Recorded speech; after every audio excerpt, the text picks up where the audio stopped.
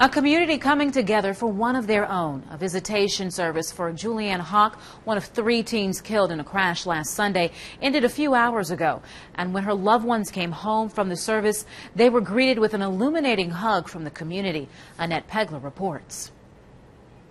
Luminaries lined the streets of this Eden Meadows neighborhood, all to remember Juliana Hawk and those other lives lost during that horrible crash. When you drive through Eden Meadows, you get a sense of camaraderie.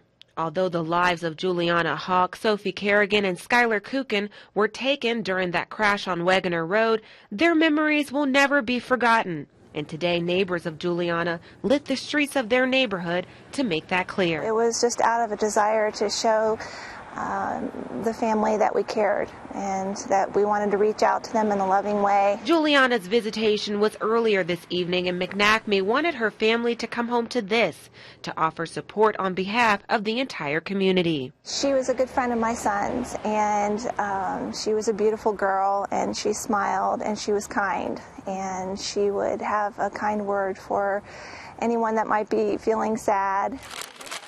Earlier in the day, Juliana's classmates and neighbors created the luminaries and wrote kind words on her family's driveway. She lived right up the street, and she was a really good friend of mine. She meant a lot to a lot of people. Neighbors say it's a small step to show the family grieving that the community cares. There's a saying that it takes a village to raise a child, and it also takes a village to grieve one. In BELLBROOK, I'm Annette Pegler reporting.